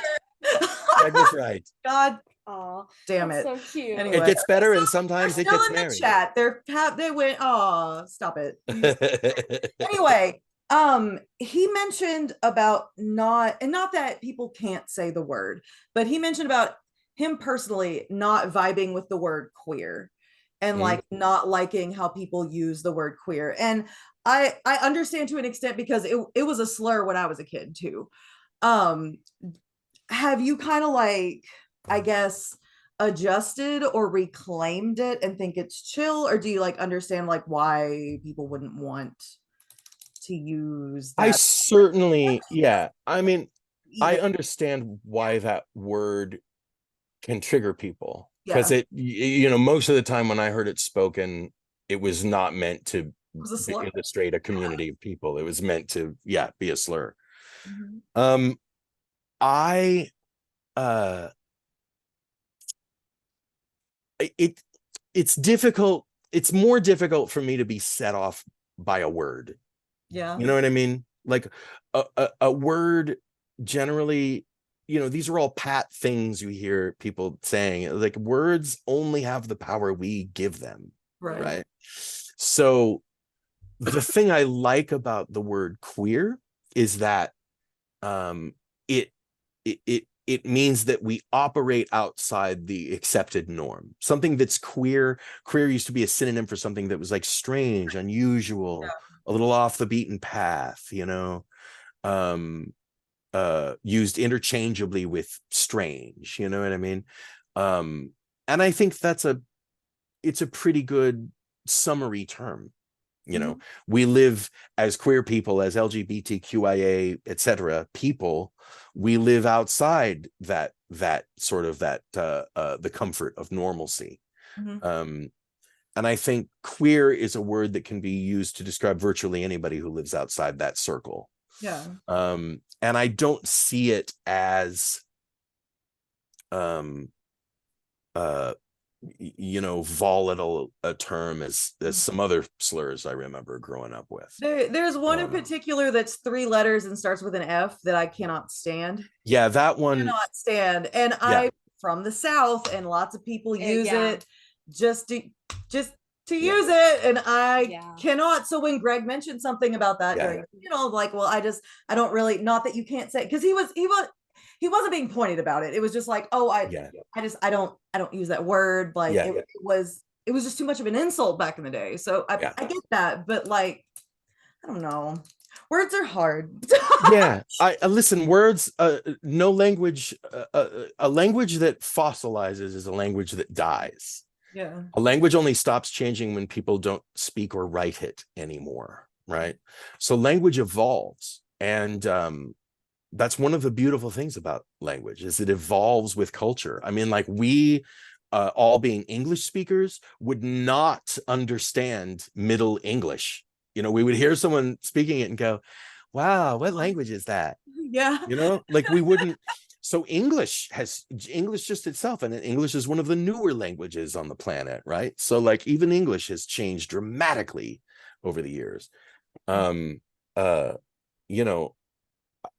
think language can modify. And I think if we decide to be fearful of a word, that word only continues to have power over us. Now the F word you mentioned isn't one I use casually, but like I do use it with my gay friends. That's, you know what I mean? Yeah, that's different. It's different. It's different. It's different, but there are some gay people who like won't appreciate it in that context either. Yeah. Which is fine. And if I learn that about someone, I won't use it. And again, it's not a word I use a lot anyway. It's usually for among other gay friends for comic effect. I try to stay like self-aware about it, that like the reason I hate it so much is because of my own upbringing. It's because of the people around me. It doesn't apply to like everybody, but just I don't know. Yeah, no, I don't think there's any one word, particularly for the LGBTQIA plus community, that everyone's going to agree on. They've all been a slur at one point. Yeah. I mean, and if they haven't been yet, they probably will be. Yes. Right? Yeah. So like, as I see it, I do. I think it's a way to sort of not even so much reclaim the word. Who has claim on a word? No one can claim a word, it's a way to disempower it. It's a way to take away its power over you. Yeah. You know what I mean? It's a way to disempower the hatred that drives a negative delivery of a word like queer. Yeah. I think queer is a beautiful word. I think it has beautiful poetry. It has beautiful shape. Yeah. And I like the way it sounds and trails queer. Like it just kind of lasts forever. Oh my I love god. it. And I think it you know, it communicates what I think needs to be communicated by that word. I think it accurately describes the people that I intend to describe when I use it. So I hope my use of the word queer, you know, doesn't offend people. I used to refer to the LGBTQIA community at large as my tribe, which was a word I really liked. But I had a Native American friend tell me, you know, maybe you should think about another word. And I'm like, you know what? I see your point. I understand that. So I will. But I really loved that word too, because I feel like more than anything else, we're like a tribe. You know, we're not necessarily of the same blood or even the same ideology, but we somehow find ourselves rooted in the same community and among one another. Maybe for reasons of necessity or reasons of banding together to protect ourselves from the other villages. You know what I mean? Yeah. But yeah, I think ultimately words only have the power we give them. But to some people, they do wield great power. So if I were in a conversation with Greg, and Greg told me, you know, you said the word queer twice and it makes me uncomfortable and I'd like you to not do it, I would not. That'd be it's fine. Yeah. But no, I think investing enough power in a word to change the trajectory of your day by its usage, even if it's not being used in a negative way, that word has too much power over you. If I feel that way about a word, that word has too much power over me. And I need to do something to take the power of that word away, you know. And some I haven't been totally successful in doing that yet. And some society will never be successful at doing. You know, there's some words that are just always going to be a slur, no matter what. So yeah, words are tricky and words change and evolve. And a long time ago, there was no stigma in the word queer. It had nothing to do with sexual preference. And then it gained a stigma. And then the stigma started going away around the, you know, 80s, 90s after AIDS, after more LGBTQIA people began stepping up and being heard. You know, queer was a word we reclaimed and put on banners then. So words change and words evolve, and you know, meanwhile we have the ability to take their power away over us if we choose. Yeah, for sure. Well, there's a question here that I think relates. So this is a question from Jody. It says, in any of the queer dubs you have adapted and directed, is there a particular challenge you can recall having from a creative perspective, whether with a specific moment or an overall creative challenge with the story trying to be told? Well, there have been a lot. Yeah, there have been a lot. You know, on every single step along the way, on one or more of any of these shows. And we're talking about, you know, Love Stage, Hitorijime My Hero, Bloom Into You, Kase-san Morning Glories, Given, Stranger by the Shore, to a lesser extent, I think like shows like Cutie Honey and Case Study of Vanitas have a sort of an undercurrent, you know what I mean? An inferential relationship with queer storytelling. But yeah, so many challenges along the way. You know, the first one that comes to mind, and I know Jody will appreciate this because I know Jody is a Hitorijime stan. So, and Jody, being a Hitorijime stan, has almost certainly heard me tell this story. But yes, one of the most difficult, if this is the Jody I think it is, i.e. Yeah. Jody with an IE. Yes. Yeah. It's my Jody. I believe Jody is in the UK. Yes. So there's a scene in Hitorijime My Hero where Asuya and little Kosuke. Kensuke, thank you. Asuya and Kensuke are up in their bedroom and they're just like having an argument and fumbling around, and there's noise coming down. All their friends, their straight buddies, ostensibly straight buddies, are downstairs like playing video games or watching TV or something, and they hear the thumping. Yep. And they're like, what are they doing up there? And in the original Japanese, one of them made a comment about, and I don't even remember what the actual translation is, but one of them made a comment about the kappa that takes the pearl, out of your anus. You remember this Japanese before? Don't ask me to explain it. I can't. Watch Saran Zanmai. Yeah. Yeah, just watch Saran Zanmai. You want to go deep into the subject matter. Yes. So point being that they were making a joke about a piece of Japanese folklore that doesn't exist in the West, and nothing like it exists in the West. So they had to make this joke in the Japanese. And if we were going to do it that way in the English, then we were going to have to put up a, asterisk. A kappa is a creature that process to cause up your anus and steals the pearl and blah, blah, blah. A little like, this is why the joke is funny, sort of, text. And I feel like if you have to put text on the screen to explain why a joke is funny, you probably just find another joke, shouldn't you? Adaptation. So, I was writing that script, and I was actually, I was rewriting that script. The script had been written, essentially sort of flapped out, timed out, put into place, English sentences constructed. But then I went and rewrote it and basically gay coded it, right? Yeah. So, So while working on that scene, I was agonizing over what I was going to do. And I had to look at the video and get some visual cues from the video and like try to work it in to a joke that would do the same job, not tell the story of a kappa and the pearl in your anus, but instead demonstrate that these boys downstairs were little dumb straight boys, and they didn't know anything about homosexuality or how it worked or how gay relationships were similar or different from straight ones. They had no idea.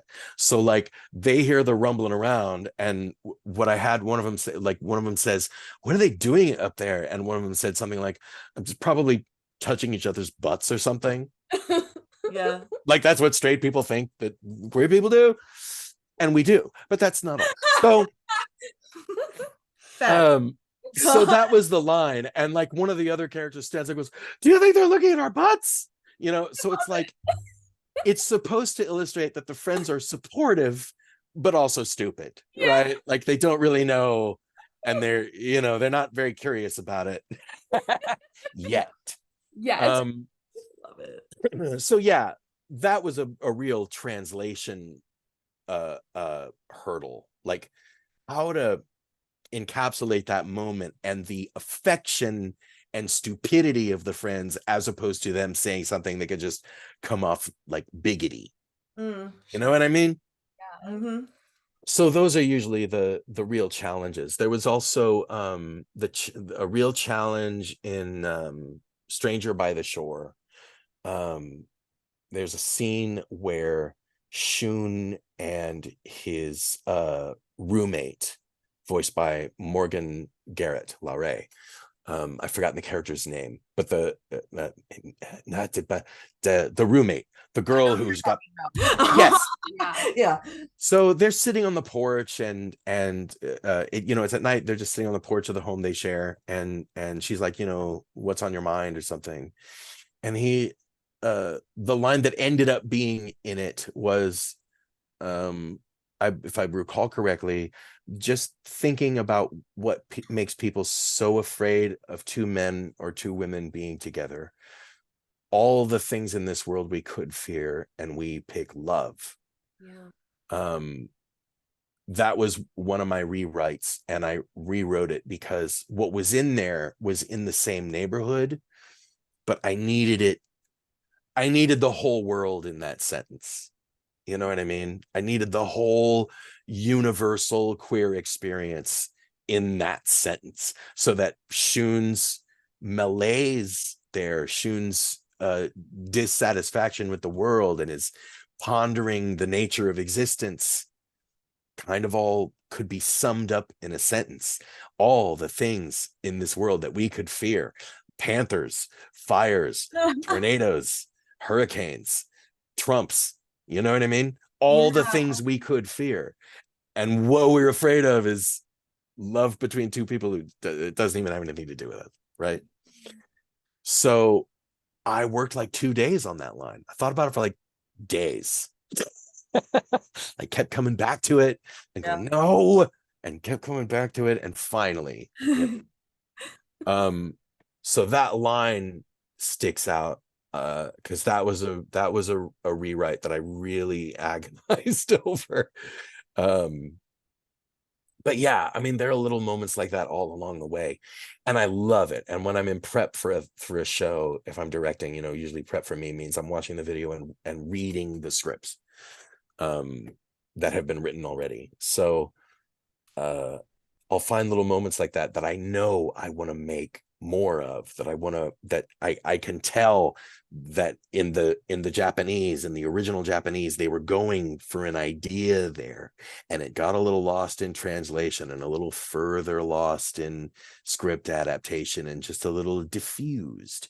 And so moments like that, I try to get back to the root of them, even if it requires language completely different from from how the Japanese expressed the original phrase, much like the story about the kappa, which unless you're like totally into Japanese culture, and there are plenty of people who are, but I'm not playing to them, I'm not making an anime adaptation for experts in Japanese culture. I'm making an anime adaptation to tell the story to an English speaking audience, right? Mm-hmm. So idioms and cultural references and mythological references, religious references, all of that stuff, has to be on the table for negotiation, because otherwise people have to stop the show and go Google stuff to know what the hell you're talking about.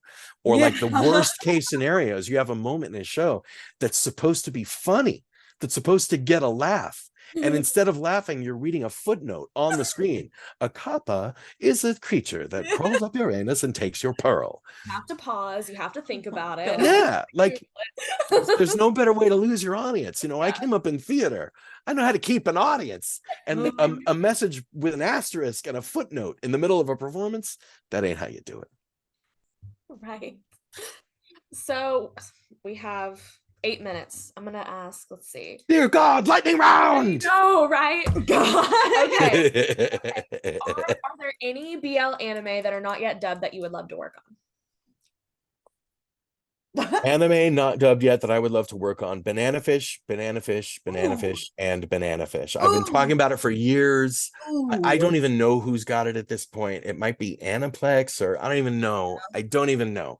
But if at any point in my life Banana Fish ended up magically on my desk, oh yeah, I'd be all about that. I'm surprised that it's not dubbed yet. It's huge. Are you though? Are you really surprised? If you want to go down to brass tacks, then no. But yeah. Yeah. Why'd you have to make me think thoughts? Well, that's what's funny. That's why cons, like, that's why what you're doing this weekend is important, you guys, because like here's the thing is they still don't get it. Yeah. This industry still doesn't get it. They barely get it in Japan, they don't get it over here. They still don't get it. They still don't get the power of authentic queer storytelling. They still don't get it. And I've been yelling about it for coming up on 10 years. Wow. So like they're not listening to me. The audience is going to have to rise up and demand authenticity in its queer storytelling, and demand a little queer storytelling. Yeah. It's not until it's really ultimately not until the fandom stands up and says, now we want it now, and lambasts them, frankly. Yeah. Completely invades them with the desire for quality queer storytelling. You know, we get it occasionally. We Yeah. get the illusion of it a lot more often. We get really horrible examples of it far too often. But yeah, it's I'm not surprised Banana Fish isn't dubbed. I'm not surprised at all. That's just. Do you ever think that the West will be ready for Super Lovers? I'm just curious. I'm just curious. Do you think it'll ever happen? I think there's a possible future for a show like Super Lovers. It's definitely not now. No. Because the thing that has to happen in order to watch something like Super Lovers, and particularly to watch an English adaptation of something like Super Lovers, and not have your entire face melt, you know what I mean? Is that you understand that it's all metaphor, right? That all the storytelling, all the characters, all the events, all the things that happen in that story are all metaphorical for something else, right? In the queer experience. But we're not there right now as a culture, you know, and I think I would use we globally, just because we're in a strange time right now where people are becoming aware now in ways they never have before. People who've known a lifetime of privilege, you know, my lifetime of white privilege, my lifetime of cis privilege. You know, I'm a cisgendered male. I've had a lot of questions about myself in my life, but not that one. I'm a cisgendered male. So like I have that cis privilege too, right? Which what that boils down to is what privilege is the inability to conceive of anyone in the world who doesn't share your privilege. You know what I mean? It's like privilege is invisible to the people who have the privilege. So we're now at a time where, thanks to Black Lives Matter, thanks to Me Too, thanks to all these things that have gone on in the last couple of years, and like people are becoming so aware now of the ways in which the people in power, the people of privilege, have sort of sidelined the people without it. I mean, certainly in the abstract, that's not a mystery to any of us who grew up in America. It's not like none of us ever heard of slavery or heard of the Salem witch trials or never heard of you know, it's like we know these things, but it's becoming clearer to us in a very real way now that I certainly haven't seen in my lifetime, you know, 50 years now. I've never seen awareness like this. And yeah, there are still a lot of people really loudly fighting against it. Yeah. You know, God be with them, because no one else is, right? So, but what's great, you know, what's really heartening about it is that it used to be that if you were in a room full of, if I was in a room full of people who looked like me, white dudes, right? I could say something incredibly sexist or incredibly racist or incredibly homophobic, and everybody in the room would be like, that's right, you got it, you know? Yeah. Now, if I'm in a room of people and I say something like that, most of the room is going to be like, dude, uncool. You can't say that. I mean, if it's a room full of white people, and if I say something racist, they're going to be like, dude, we don't do that anymore. You know what I mean? That's new. That's new. I've never seen that before, where like if someone makes a homophobic joke, most of the room will be like, no, man, come on, do better. Also depends on where you are and how old you are. Well, yeah. I mean, if you're in a room full of like-minded individuals who are all there for a reason and are all wearing the same red cap or whatever else, like there are plenty of places where you can go to large gatherings and not have any trouble making a racist, you know, comment or a homophobic comment or whatever, a sexist comment. But if you're in a diverse crowd of general population, you know what I mean, in a movie theater or in a, you know, depending, whatever, in some kind of equalized environment, the trend now is that you will be vilified for outwardly demonstrating racism, homophobia, sexism, etc. And that is something I've never seen. And it's not everywhere yet, and it's not all circumstances yet, and it's not like the world has awakened. Certainly not true. But that simple fact that like anyone, like if I made a stupid gay joke in a room full of people, that anyone now would stand up and go, dude, that's wrong. My son is queer, and I would like you to take that back. You know what I mean? Like 10 years ago, 20 years ago, that would never have happened. There may have been someone in that room who felt like, God, I wish he'd like watch those horrible jokes, but nobody would speak up. Nobody would say, no, unacceptable. You may not tell that joke. What would happen would be like, that'd be it. Mm-hmm. Yeah. And the tables have turned. And like that, to me, that's the most hopeful thing I've seen happen in the race for equality. I think in my lifetime, it's the most impressive thing I've seen happen. Jody is in the chat saying that's honestly such a comforting thing to be reminded of when you still see such hate and resistance to acceptance. Yeah. Yeah. Well, the hate is always so loud, isn't it? Yes. I mean, in a room full of people, it only takes one person screaming stupid bullshit to kill the mood. Yeah. You know what I mean? Yeah. And like culturally, nationally, it's also the case. And we get a lot of bad examples to look at. And certainly, I suppose, Jody, you can take comfort also in the fact that like the coverage of events like this, the coverage of someone saying something a little racist or a little homophobic in some sort of side comment, like it's going to get press now. Yeah. Right. And you're going to have a lot of people going, I don't think there's anything wrong with what he's saying. And you're going to a lot of people going, that's the worst thing. I can't believe anybody's allowed to say that. They should be canceled. Like you've got all these diametrically opposing views, but just the fact that Fox News had to wanted to run a story about someone saying something homophobic, and look at it, like even Fox News, you know what I mean? Yeah, so like just the fact that it's a topic, and just the fact that it is such a volatile topic now, I think speaks to the underlying change. Yes. You know what I mean? And it's not comfortable when you're in the middle of the argument, particularly if you're involved. But I do think it's better now than it was when I was a kid. When I was a kid, you just shut up. Yeah. Shut up. You don't, like, if someone said something anti-gay and I at like 10 already knew I was gay,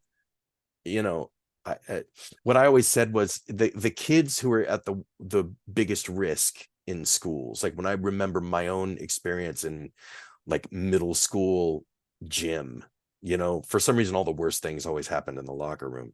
Yeah.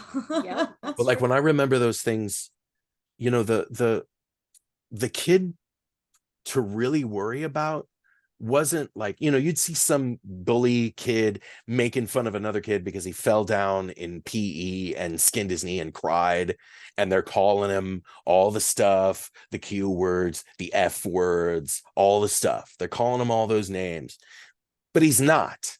You know what I mean? And he's not, because he's got a girlfriend. They eat 6 period lunch together. You know what I mean? Like these things happen. The kid to worry about is the one in the back of the locker room who's trying to hide in the corner, watching that transpire, because he is the gay one. And not only is he the one who's being victimized by that talk, he's also the thing that's being turned into a weapon to victimize him. Yeah. So those days are rolling behind us. Yeah. And people are starting to speak up when they hear stuff like that. Yeah. In places you would never imagine that would happen. I never thought I would see that day. I truly never thought that I would see that day.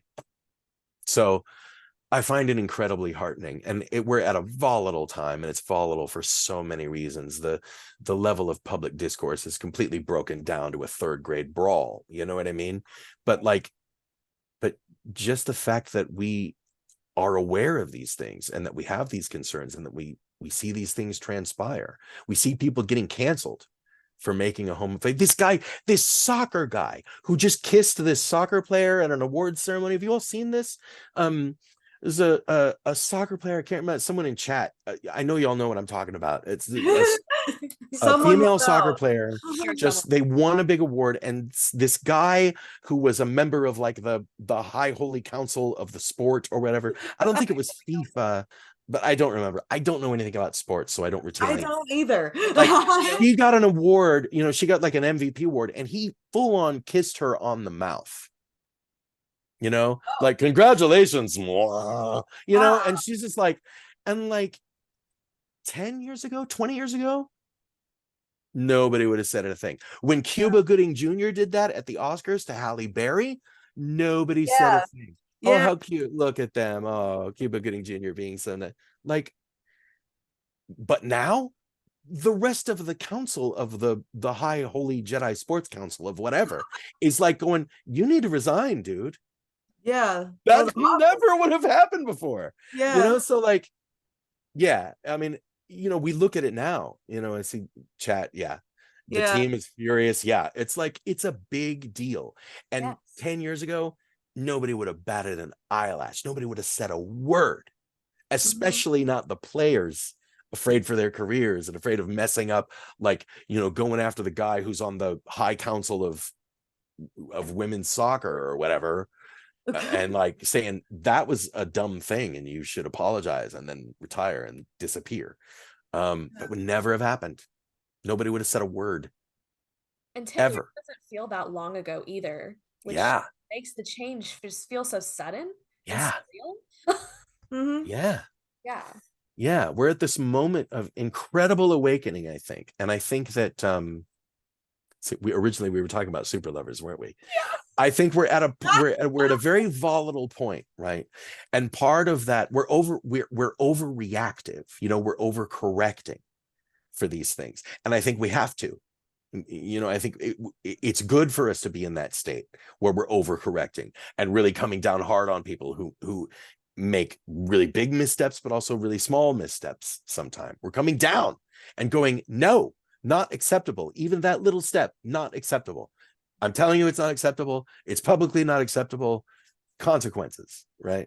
Consequences. But because of that, like our storytelling, our narratives, they're very black and white, right? They're not very nuanced. And the more nuanced it is, generally, the less publicly successful.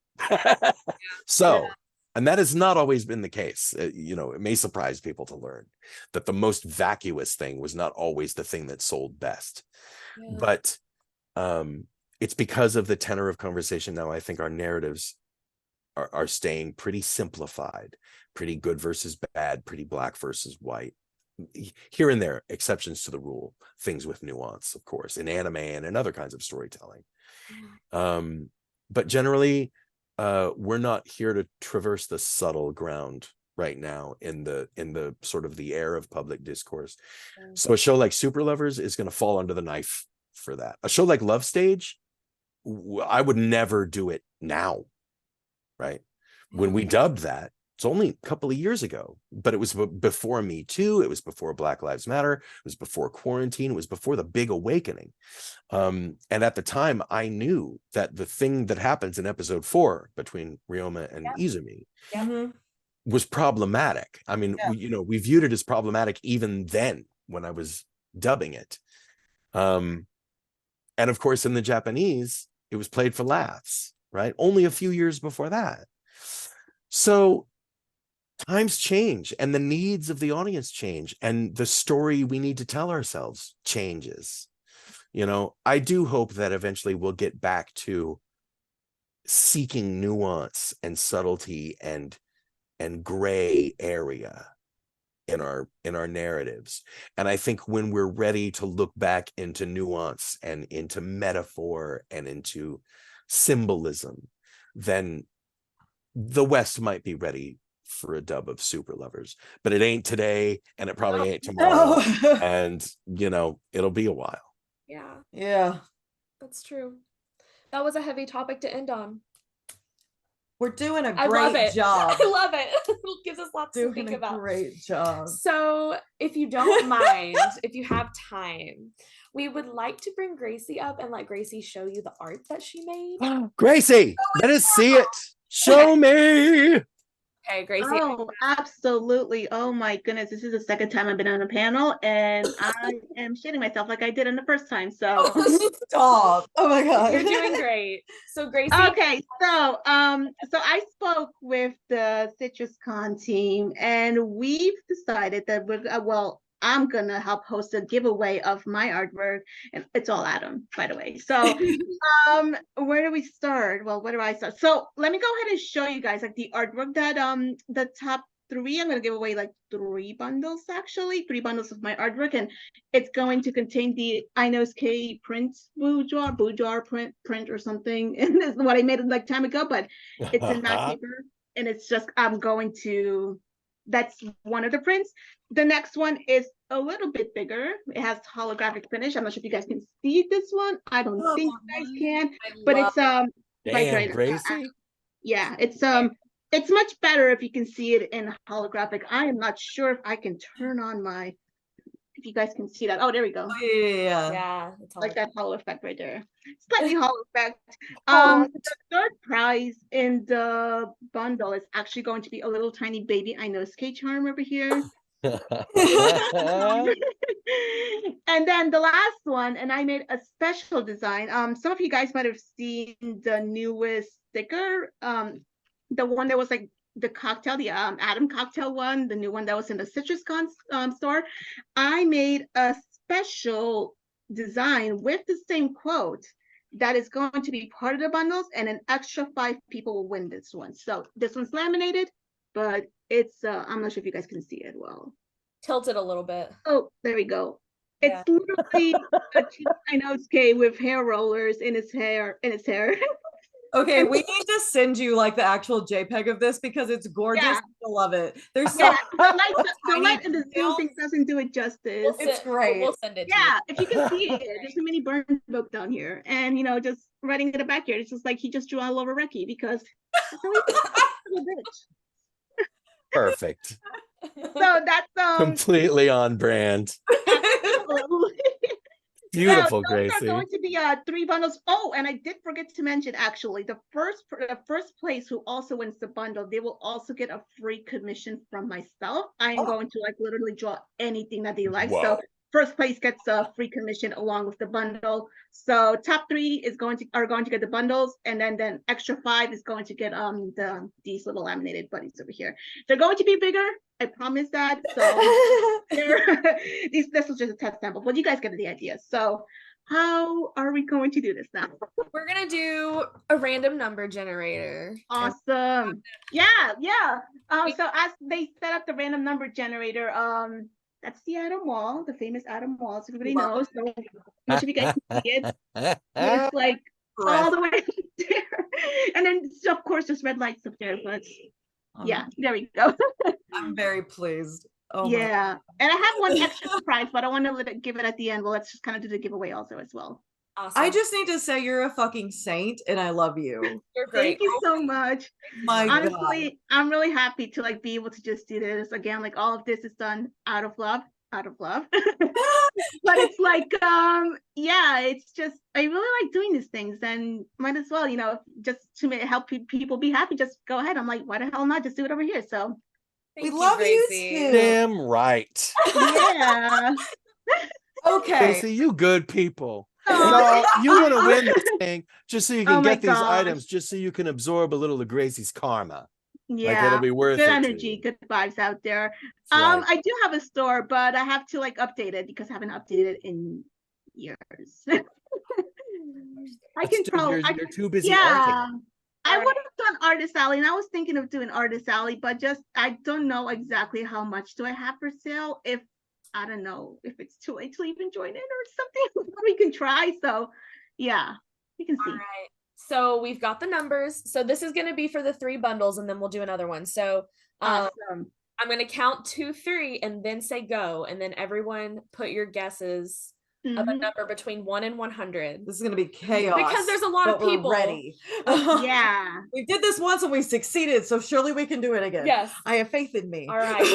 Yeah. Yes, is ready. So wait. 1, 2, 3, go. Okay, now do it. Son of a bitch. Okay. I haven't seen it yet. Jeez. Gracie's love bundles. That's what we got. All the numbers flying by. I feel like Russell Crowe in A Beautiful Mind. Surprisingly, this is simpler than doing questions. God. Are the numbers still coming? Oh, absolutely, Jen. It's also open outside the United States. I can ship worldwide. Okay, do we want to just go close to the number because none of them are spot on? Dude, all you bitches saying 69. I swear to God. Oh, we got one. We got one. We got one. Hi. First bundle. KEI. All right. And then what was the second number? 89. Okay. 5. Oh, okay. That's not an 8. I know I learned cursive in Catholic school. I write weird. All right. So this one's done. That was okay. The numbers are still just like Yeah. They're just fighting to stand out. Yeah. Oh my God. Well, we're at the top and we're scrolling down, so you doing a great job. don't. For future reference, maybe we should do the numbers Actually, while they talk next time. Why don't we just have the volunteers go through and get it after everyone leaves? Yeah. Okay, cool. Everybody has a number in, correct? If you don't have a number in, throw one in. So as they go ahead and look into it, I did mention before that Adam was like really high maintenance, and I definitely tried my best to incorporate that in my makeup. A fantastic. Light does not do it justice. Light seriously here does not do it justice. But I went to the extent of actually like adding like glitter all the way onto my lip. Yes. So I was like, like Perfection. he put a red matte lipstick on his lips and then just top it up with glitter. And on the sides over here, it's like hard glitter. I'm like, you know what? Just go high maintenance for it. I'm like, Damn right. We'll do it again. If it doesn't require a team of 5, darling, it's not worth doing. That's the thing. Yeah. You're not doing it right if you require like a team of more than 5 people and just an extra bunch just in case if things go wrong. And it will be like so much that I kind of imagine him doing something where it'd be like a green screen situation where they just wear all these like green Sentai suits and just hold up all the pieces of his garments or something to just make it look some sort of majestic thing. It's just crazy. I love this man so much, like seriously. We all love this man so much. Oh my God. Thank you so much, Gracie, for all of that. We appreciate it. Mm. We'll get the winners to you when we have. Yeah. Did you guys manage to get the winners already? We're gonna get them after everyone leaves. We're gonna work on this. Yeah. Let y'all go have a snack, and we're gonna on staff things again. All right. Thank All you. right, guys. Thank you so much. Oh yeah, and just in case, just a quick drop right here. If by any chance you do not win any of the prizes, I'm also dropping a little discount code for those who don't know, may not know. This company's called Moe Flavor. For those who don't know, it's just like a anime-based like fashion / lingerie, kind of like costume store or something. And basically they just sell all kinds of really cool themed clothing, body positive, and they're all very inclusive, all of that kind of stuff. So if you want to dress up in cosplay as your favorite male characters in those costumes, you got this. I'm gonna plug it into the SOCMED Awesome social media channels, so you guys can go ahead and get the code. So yeah. Thank you. Thank Gracie. you, Gracie. Good Thank you work so by much. good people. That's what Gracie is. Oh my gosh, thank you so much. Y'all pour your love on Gracie. And thank you as well. Thank you as well for all joining us. And it has been a pleasure to listen to you speak. So Yeah. Thank you, sweetheart. I can talk about this stuff forever. So I love it. The only difference is there's a camera rolling and the boys aren't in the stairwell. Unfortunately. Unfortunately. I'd love to see That's that. kind of a bummer, but It's fine. It's all right. My God. We're Okay. ending. Well, thank you for hanging out. Well, amen, hallelujah. We've done good work here today, I think. We did the job. Y'all, you go on and just kill that citrus con. Just We're kill pretty much it. Nail it. It's gonna be fabulous. God damn it. We will see you on the flip side. Yeah, y'all. Hey, thanks for having me. I really appreciate it. I really, really love what you all are doing here and what you all are about. So I'd say yes, brothers, sisters, and those who check others. I'm into it. I'm into it. I'm really glad to see this happening. And this is what it takes. Awesome. This is exactly how progress is made. You know what I mean? So bless you. 1,000 gay blessings upon you. Thank you. Thank Nomine patria top of robotomy. That is, as a former Catholic, that's definitely what it was. That My is- Latin's a little fuzzy. You're very close.